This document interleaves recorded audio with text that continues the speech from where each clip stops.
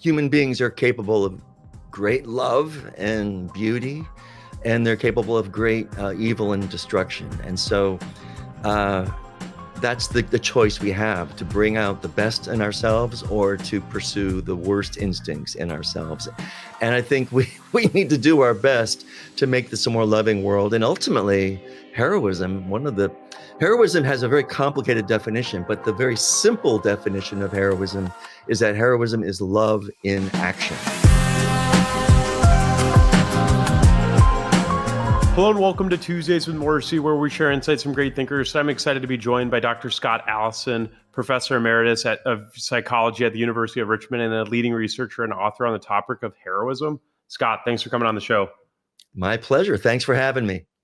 I'm excited to have a conversation about the mythological hero and how we see heroes in our world. But first, I want to talk about your email signature. You quote W.H. Auden, "We must love one another or die." What's that all about, and what's that mean to you? Well, human beings are capable of great love and beauty, and they're capable of great evil and destruction. And so that's the choice we have, to bring out the best in ourselves or to pursue the worst instincts in ourselves. And I think we need to do our best to make this a more loving world. And ultimately, heroism has a very complicated definition, but the very simple definition of heroism is that heroism is love in action. And so I just resonate to the idea of heroism and love being connected to each other. What initially lit your spark on the topic of heroism? I think watching heroic action and realizing that I am the most unheroic person that I've ever met, because I'm not capable of a great act of heroism.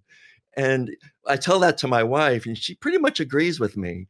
And they say that in psychology, when you say, I'm a psychologist, and when you go into psychology, you pick the area of research that you're most lacking. One of my colleagues calls it research is me search. So I'm just blown away by unbelievably huge acts of selflessness and kindness and tremendous acts of courage and resilience. And who knows, maybe I could rise to the occasion if I found myself in an extraordinary situation. But I actually think it's a blind spot for me, and I'm trying to use what I know about heroism to help make myself the best version of myself. So it's kind of like I'm just drawn to it because I think I'm kind of lacking in these areas. And now, to let myself a little bit off the hook, I think most people are kind of lacking the ultimate heroic instinct. But although we do have the capability of being heroes, if we're properly trained, if we have the right mindset, most of us can and will step up when the time calls for it. I've never been tested in that way, but a lot of us are or will be. And so I'm drawn to heroism because the world needs more heroes. And heroism is fascinating, it's complicated, it's misunderstood. And I'm trying to add clarity to all this ambiguity out there about what heroes are and who the real heroes are that are out there. When you talk to people about heroism, I'm sure you mentioned it being misunderstood. I've been in some group conversations around stuff like the hero's journey, and I'll hear people say like, hey, like when they first get the idea that maybe they're a hero of their own lives, people say like, heroes aren't real. Like they're out there. I'm here. Have you found there to be like these light bulb moments when people realize that heroism isn't a concept that's so far out? You've raised a great point. And one of the late great Phil Zimbardo's messages to us was that heroism is within reach of all of us, and then any one of us, when the time comes, can and should step up to do the right thing in an emergency that calls for immediate, incisive action. And so, yes, we often make the mistake of thinking that heroes are people who wear capes, and heroes are other people like Gandhi and Rosa Parks and these mythological creatures that I am not one of. among. So we need to really remedy this distancing that we create between ourselves and true heroism, because there really is no distance. Any one of us can become a hero, either through a single great action at a key moment, or a lifetime of small, daily, incremental acts of kindness that in aggregate add up to a heroic life. Um, there's many different ways to become a hero, and it's not out of reach of any of us. We can become that. Even me, even the likes of me, can become a hero. And that's probably why I study heroism. So that light bulb moment is an important moment of realization that the heroes aren't out there. The heroes are right here in this room with us, and in all of your listeners' rooms as well. I think a lot about beauty and what makes a meaningful life and what makes a beautiful life. And one of the things I think is most beautiful about the world we live in is that it's full of people doing the best they can. One Mm. of my mentors will say, everyone's doing the best they can. And if they could do better, they would.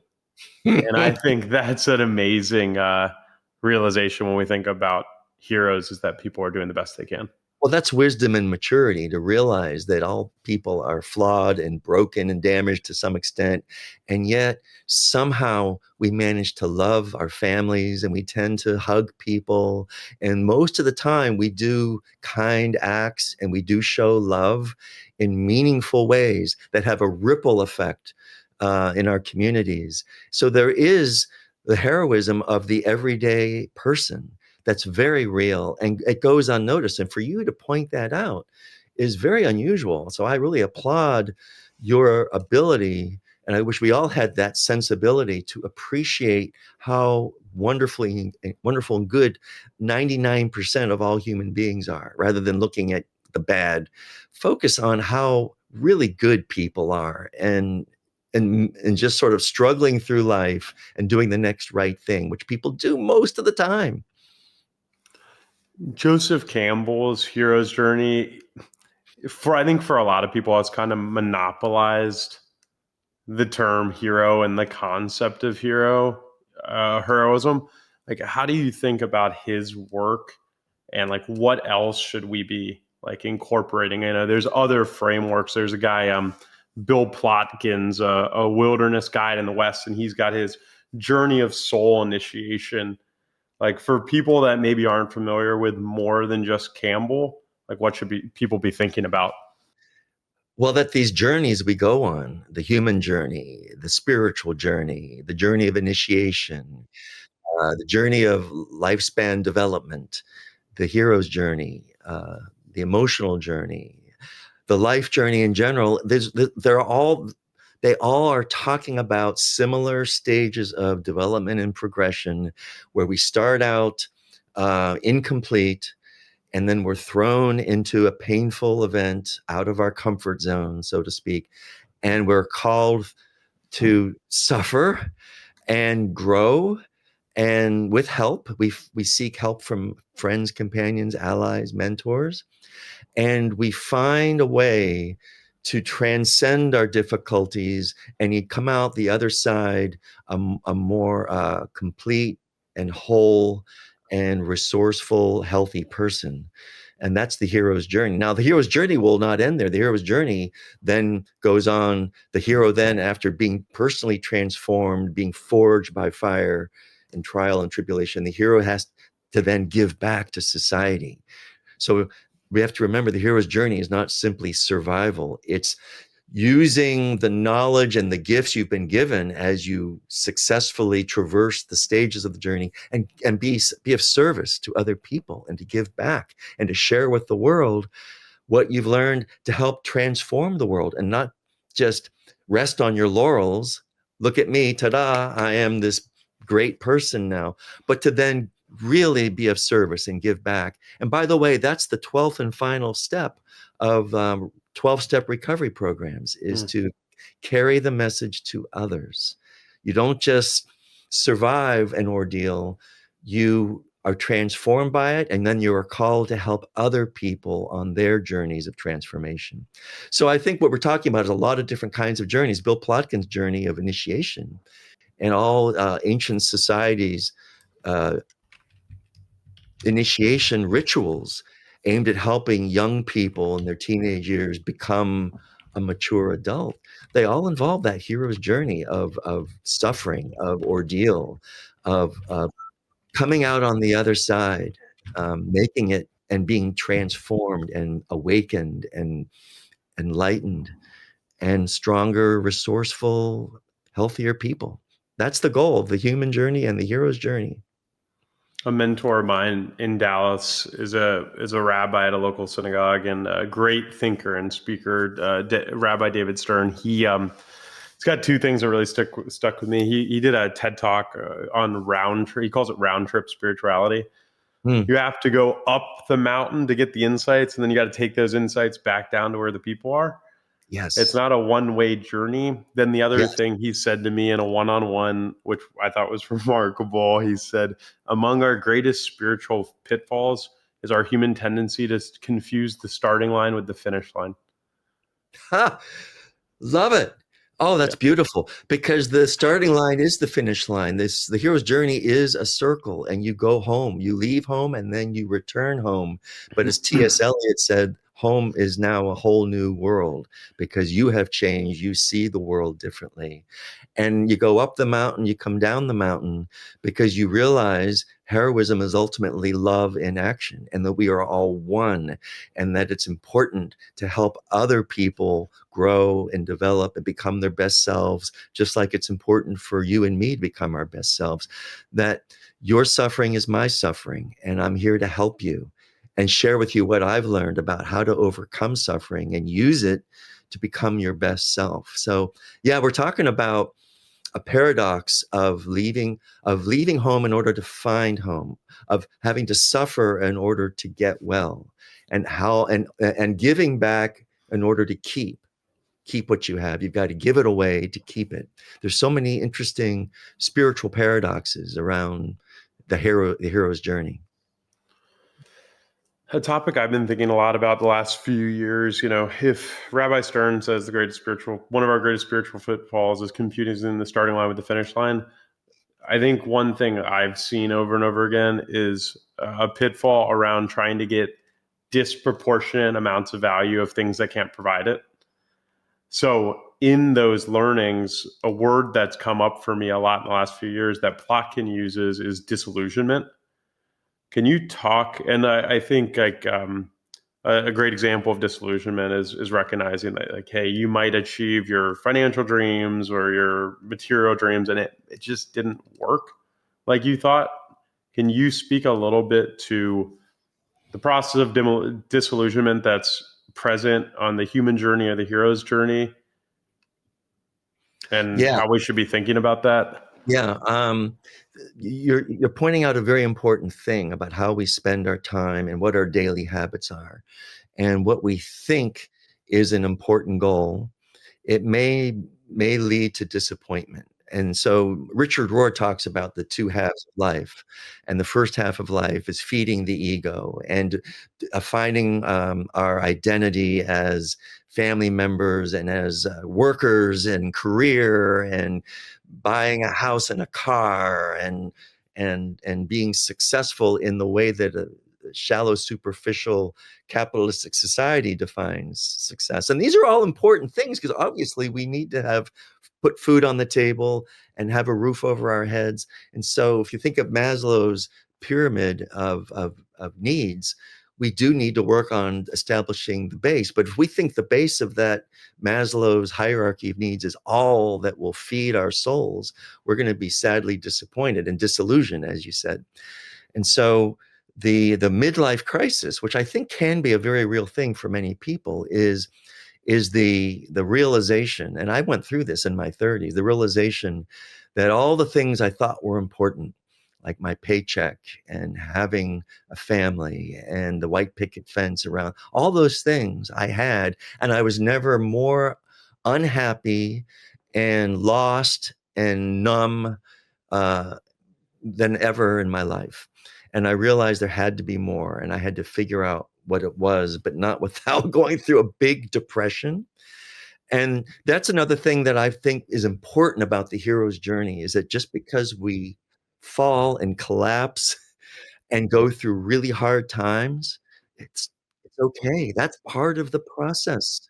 I think we make the mistake in life of thinking that life's always going to be easy and that life is a steady progression. Wait, is that the right way or is it this way? I don't know which way your viewers are looking, but we think is a steady climb upward and we're going to reach nirvana and enlightenment just by one step upward at a time. And you and I both know, Adam, that life is like an EKG and it's 2 steps forward and 3 steps back sometimes. But we're constantly falling. And that was Richard Rohr's book, Falling Upward. Like a trampoline, we fall, but the bounce brings us up. If we trust, if we're knowledgeable about the journey, being full of fits and starts and rises and falls, then we know that the struggle and the pain of life, which is inevitable, because all of us are going to have medical problems and relationship problems, and we're going to screw up and make terrible errors, and all of these things are all part of the equation, and they're fuel for growth if we trust the process and we're willing to get help from a therapist or from a friend or from our whoever's in our social network, a good mentor. We have to avoid the dark mentors. That's a whole other topic. But Totally. we have to trust that this is all, we're right on the path. We're right on the journey. Even if life really sucks right now, trust the process and good things will happen 99% of the time. There's no guarantee. By the way, Joseph Campbell actually said that sometimes the hero's journey ends in fiasco. He used the word fiasco to say occasionally the journey doesn't have a happy ending. And not everyone survives a cancer diagnosis or a divorce or deep depression. But most of the time, human beings are so resilient. We're more resilient than we realize. And if we keep the faith and we trust the process and do the next right thing, we'll come out of it better and stronger than we realized in the end.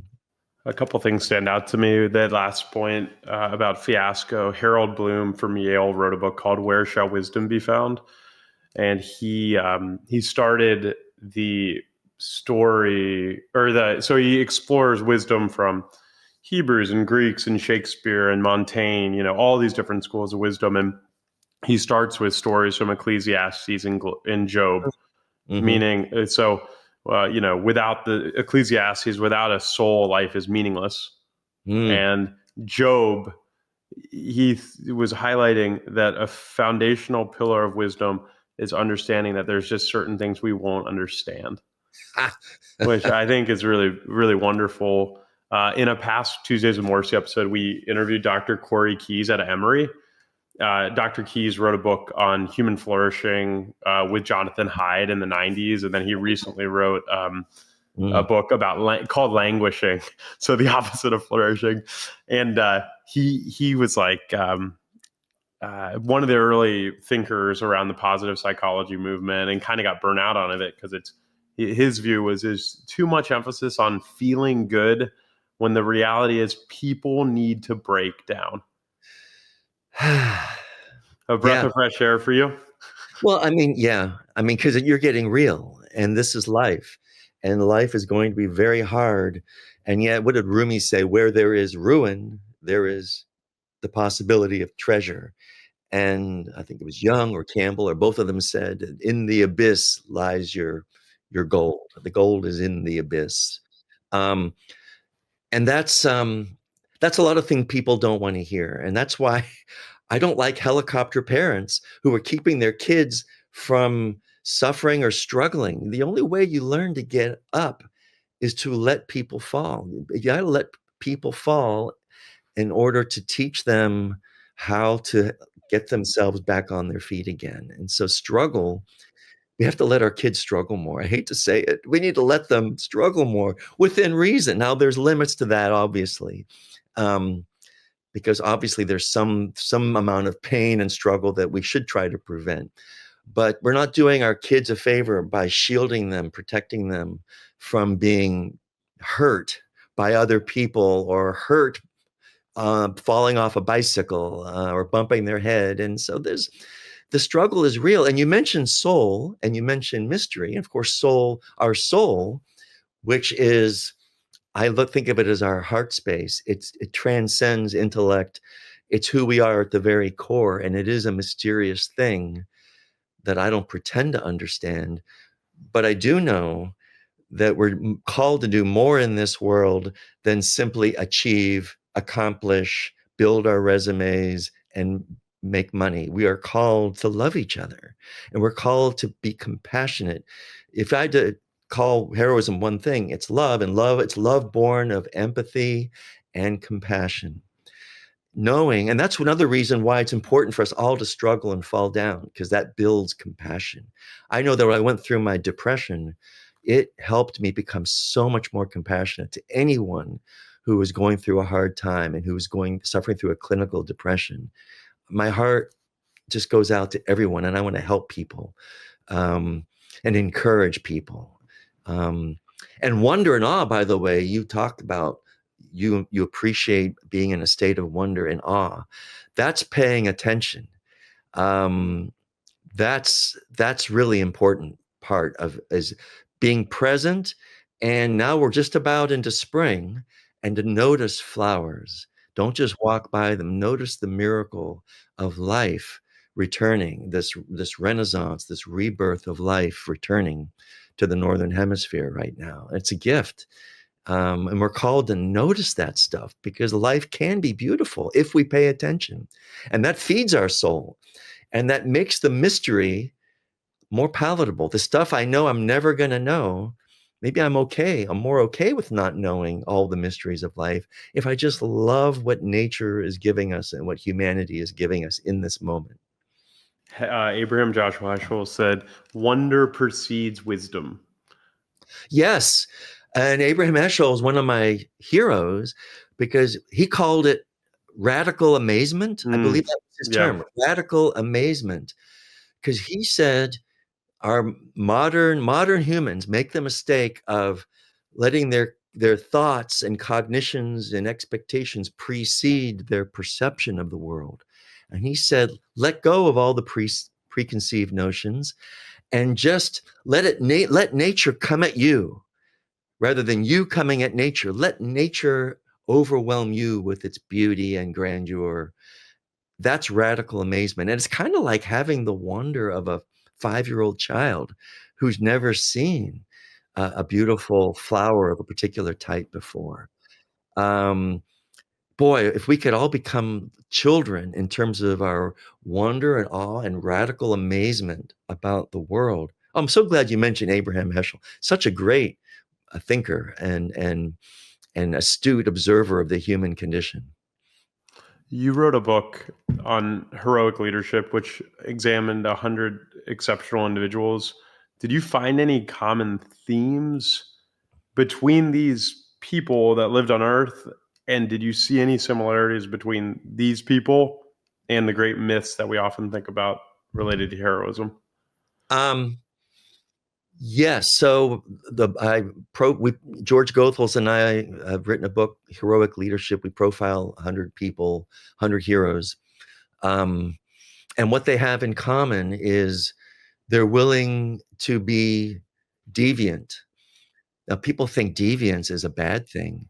Well, positive deviance, well, that pretty much describes the hero, a hero who's willing to break norms, break social norms, and smash through traditions and even break laws, because just because something is legal doesn't mean it's right. Um, I mean, the Holocaust was legal, and so people fought against it. The heroes did. And so these 100 heroes we've written about, they start with compassions. We talk about heroism being love in action. So we've got compassion. We have fortitude. That's emotional and physical courage, resilience, competence, determination. We've got imagination. So heroes are solution oriented. They know what actions to take, and they often have to be creative and efficacious problem solvers. And then heroes are almost always, the greatest heroes are humble. They deny being heroic. They'll often deny that they did anything that anyone else will do. And of course, they're wrong. They're doing something that most people don't do, but they remain humble. Maybe it's their way of encouraging us to do the same thing. If they can do it, then any one of us can do it. So what's what I think about compassion, fortitude, imagination, and humility among our greatest heroes.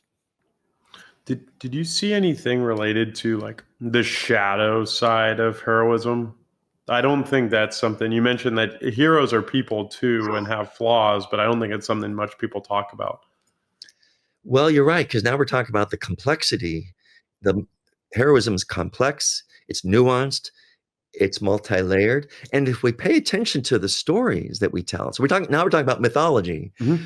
and maybe our modern mythology is Star Wars. So we've got Darth Vader, who starts out good and then goes to the dark side and then returns to good again. And I think the story of Maleficent, I think, is also the same kind of transformative arc of starting out good, going, turning toward evil. And usually it's some trauma, it's some traumatic event that turns people dark.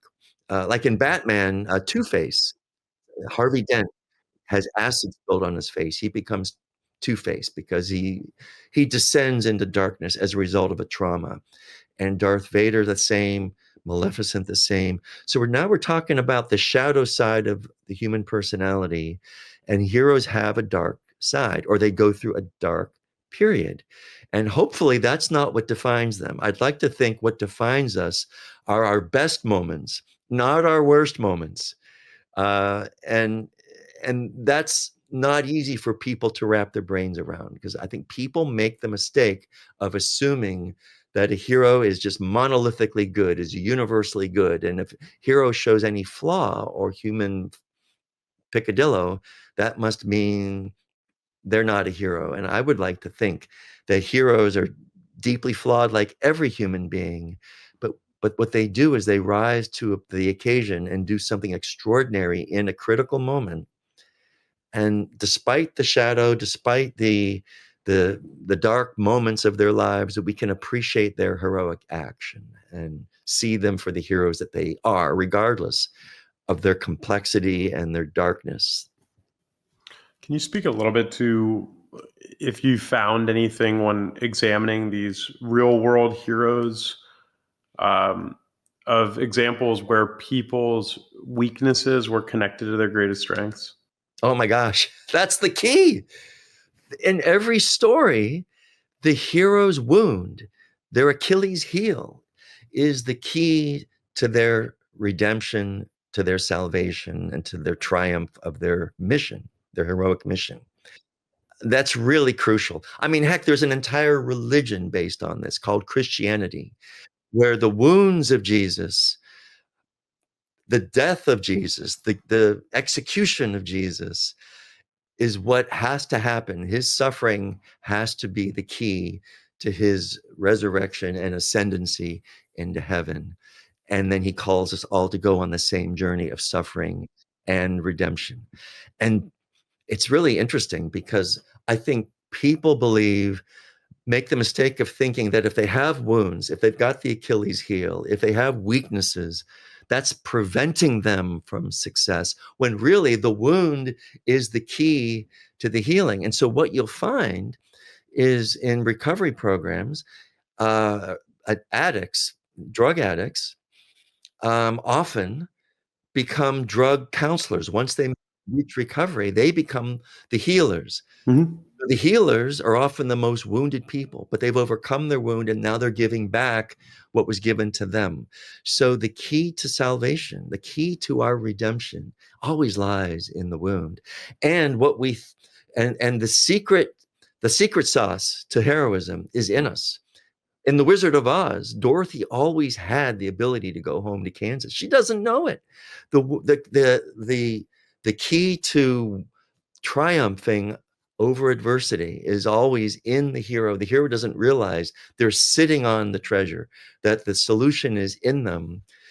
And in fact, can I tell you a quick story about Star Wars? When Star Wars hit the theaters in the 1970s, there's a critical scene toward the end where Luke Skywalker, who has been trained to use the Force by Obi-Wan Kenobi, and now he's in this amazing battle and it's life and death and all seems lost.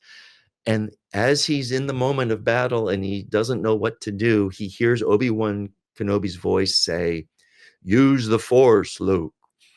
And the movie theaters erupted in applause because that was the key moment where the hero realizes, oh, I've got the solution.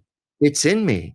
Obi-Wan Kenobi didn't give Luke Skywalker the Force. The Force was always in Luke. All the mentor did was help bring it out, the way that Glinda the Good Witch helped Dorothy realize that she had the solution all along in herself.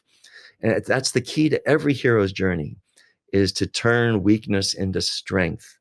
You mentioned like myths and you talk about Star Wars. Can you talk? I think it's an overlooked part of our human experience. Like I had a guest who has a PhD in mythology who said, we don't live in the world, we live in our stories about the world.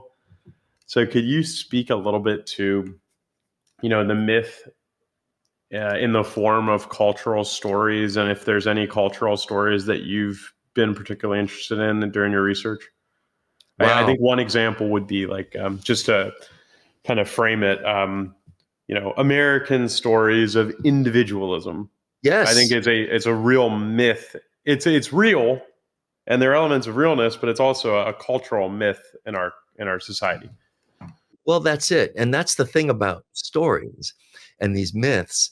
It doesn't matter whether they're true or not, because they're true on the level of wisdom, but they may not have literally happened. Like George Washington cutting down the cherry tree and saying, I cannot tell a lie, or Abe Lincoln chopping wood. Now, probably Abe chopped wood, but we have these stories of, Horatio Alger and the American Dream. Um, and so we do grow up on stories that shape us, and the myths and fairy tales that we read to our children as bedtime stories. Parents think they're reading their kids bedtime stories to help them fall asleep, and that's true. We do want our kids to go to sleep. I was a parent. There was nothing I wanted more than for my daughter to fall asleep during the story, the Berenstain Bears story I was telling her, or Grimm's fairy tales.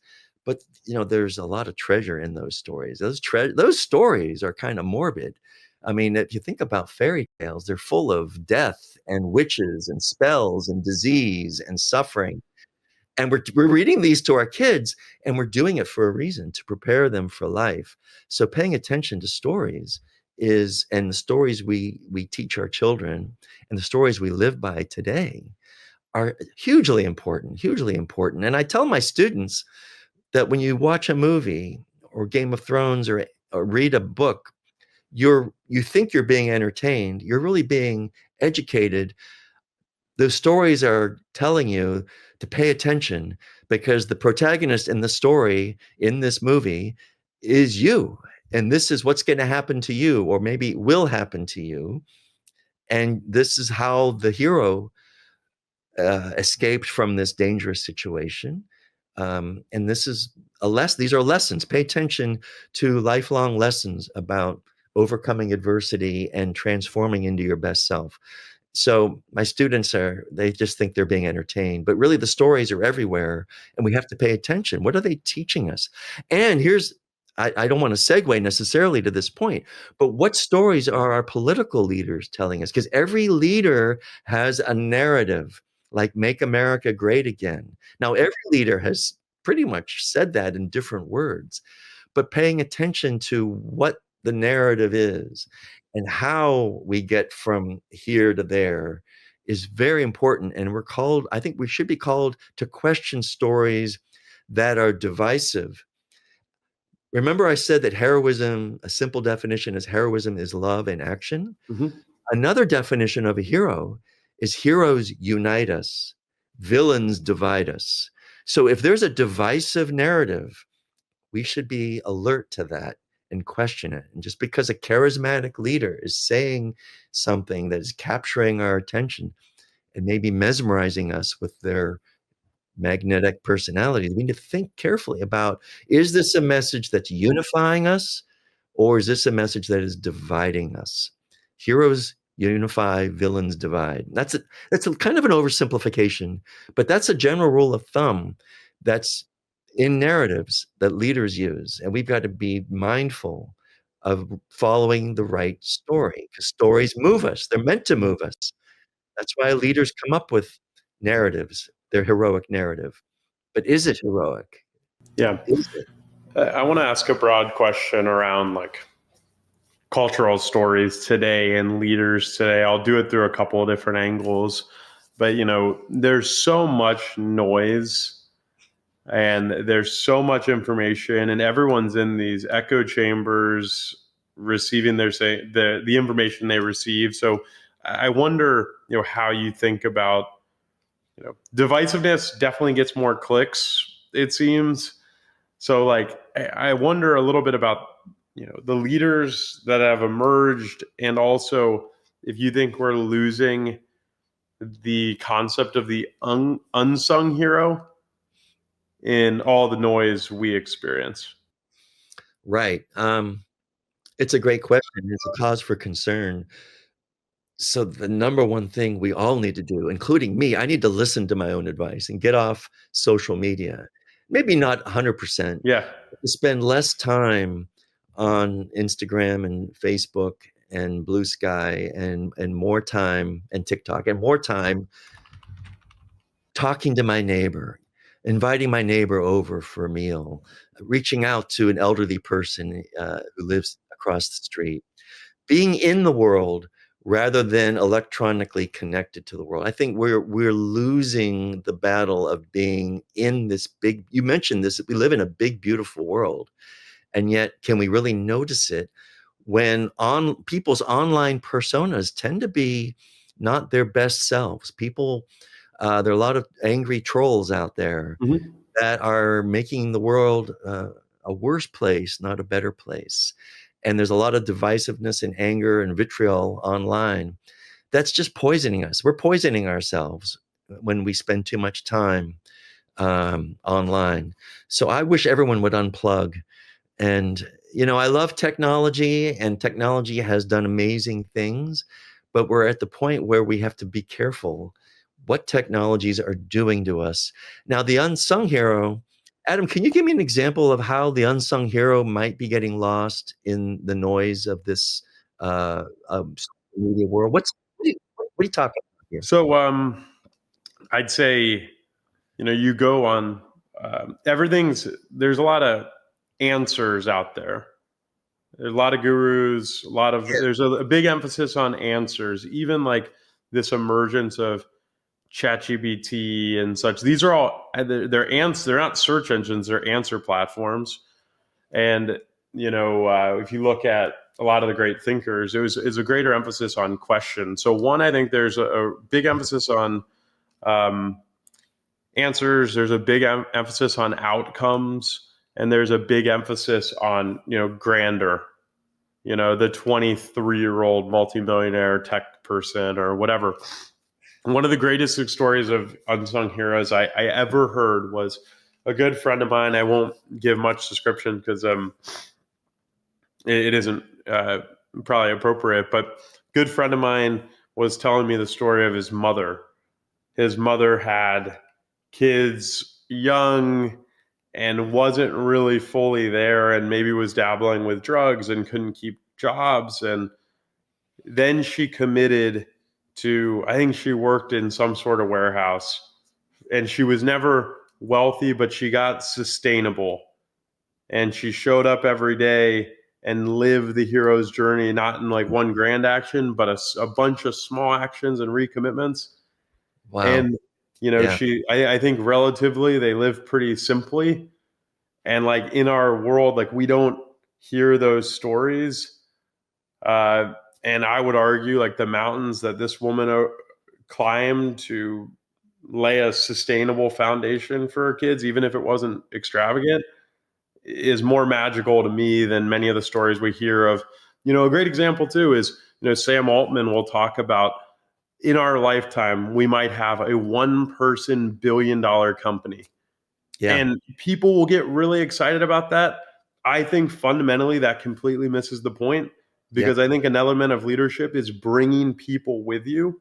A good Yes. example of that is Procter and Gamble in Cincinnati, Ohio. I have a buddy of mine in Cincinnati, Ohio, who's a wealth manager, And he says at his office there are teams of people that all they do is Procter and Gamble retirement plans, because Procter and Gamble has a world-class retirement program.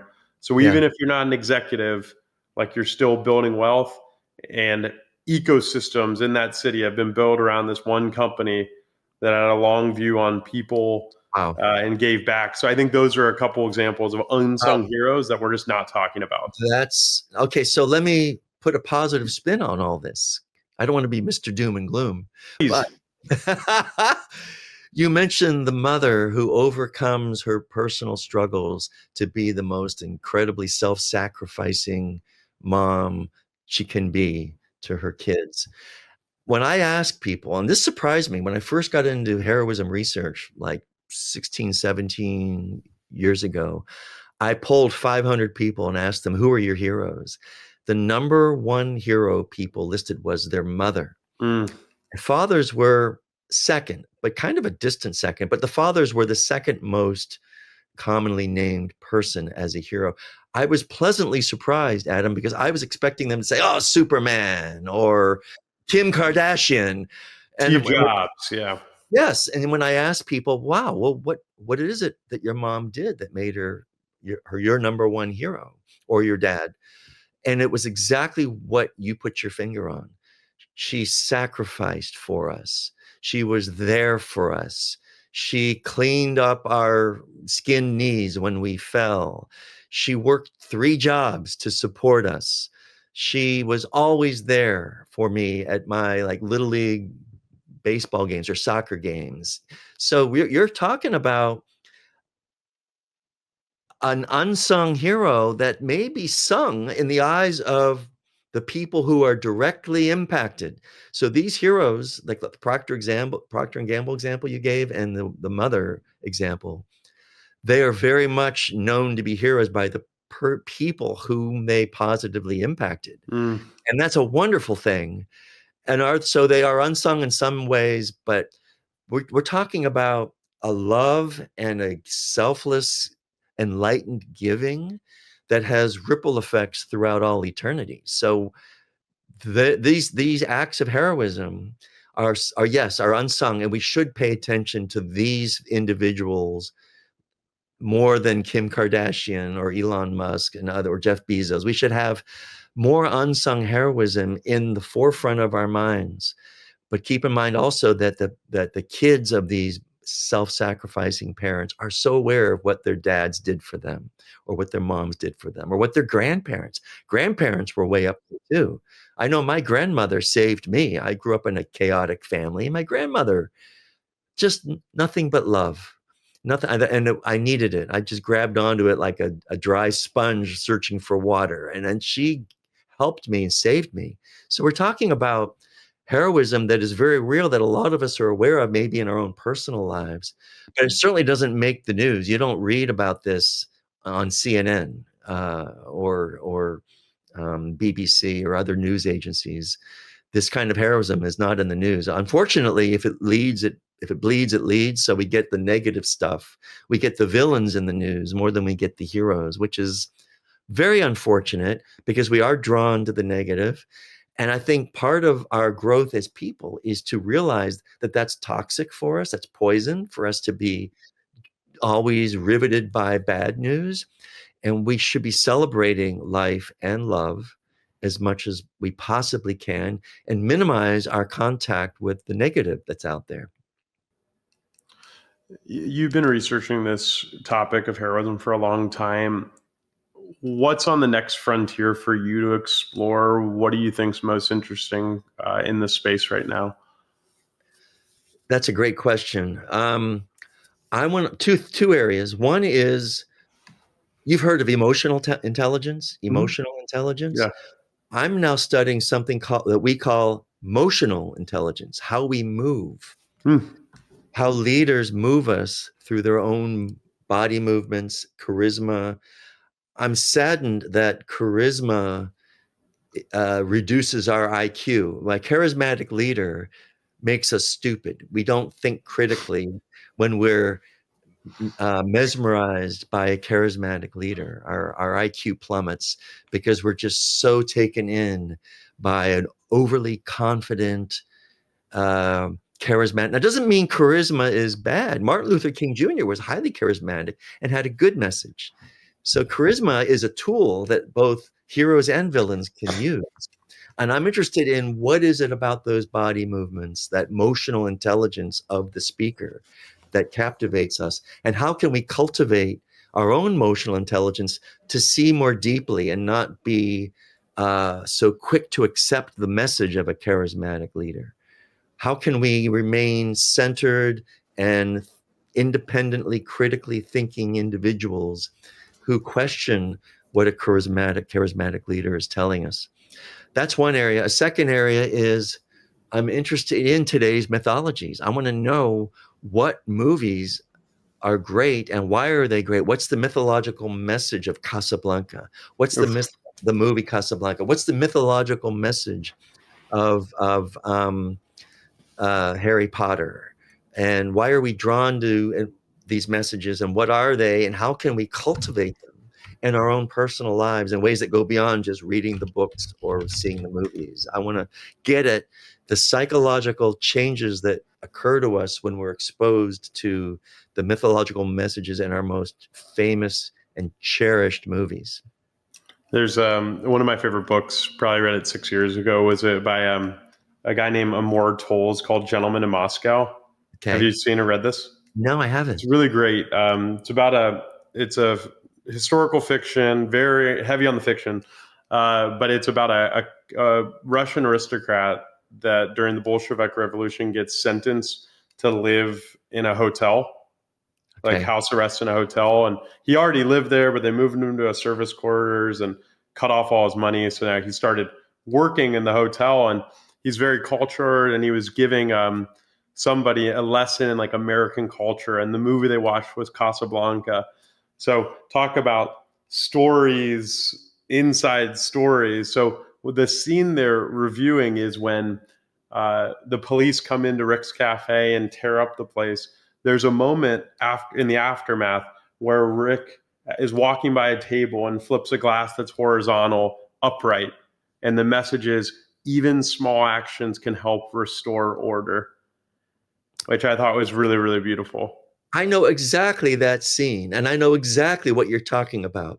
He reaches over and puts the glass upright again, and what a beautiful observation about how small things are important if we're paying attention.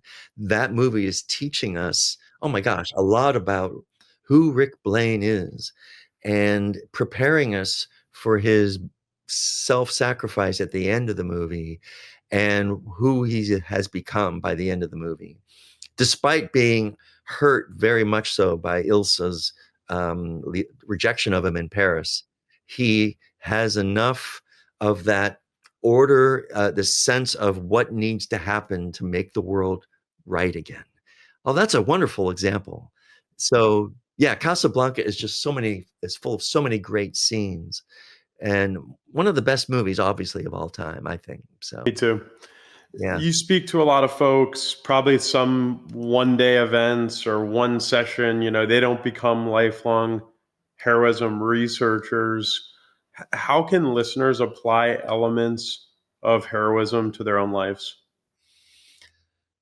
Well, first to recognize that heroes are not out there up on a pedestal that is impossible for us to reach. We're all capable of heroism. Phil Zimbardo called that the banality of heroism, that heroism is within reach to every one of us. And it can be in our own little way. I think it was Teddy Roosevelt who said, do what you can where you are with what you have. Just in Hmm. that moment, do whatever you can. And even though you might think it's not very heroic, if you do it, it can have a ripple effect. Just a kind smile and hello or a hug can change someone's life. And so I would love to empower people to do the next right, loving thing throughout the day. And it's okay to have bad days where you don't do anything that might change life, but we all have the ability to make this world a better place one small act of kindness at a time. So that's my biggest take-home message: is that heroism is not out there on the TV screen wearing a cape. It's in all of us. And also, I want everyone to hang in there. Everyone goes through hard times. My guess is half your listeners are struggling right now with something really important: a health issue, a relationship issue, a transgression, something that they might feel shame about, or they might feel hopeless about. And I want everyone to know that we've all been there and that you'll get through this, to trust the process. You've got the force inside of you. You have more courage and resilience in you than you can ever imagine. And find the right people to help you through this. Don't go through it alone. It's so easy for us to isolate when we're going through hard times, but the hero's journey requires us to get help, and that transforms us. Our suffering and the help we get helps summon up the gift that's lurking hidden inside of us, waiting to come out to help us through any situation. So I guess those two things. Dr. Scott, you've been really gracious with your time. Before we let you go, what's the best way for listeners to keep up with you and the work you're doing? I've got a hero's blog. If you just Google Scott Allison Heroes blog, I don't have the URL memorized, but We'll get it in there. I blog about heroes. I write books about heroes. If you want to contact me, I'm happy to send you PDF files of my latest articles for free. I have no problem doing that. My email is sallison@richmond.edu, sallison@richmond.edu, and I'm happy to give away articles that I've written or that other people have written that I find very moving and enlightening about how to become our best, most heroic selves. Awesome. Well, we'll have links to your blog and to your contact information in the show notes. Thanks so much for coming on the show. Thanks, Adam. Pleasure talking to you. Thanks, Scott. Thank you for listening to Tuesdays with Morrisey. That conversation was Dr. Scott Allison, Professor Emeritus of Psychology at University of Richmond and one of the leading researchers on the topic of heroism.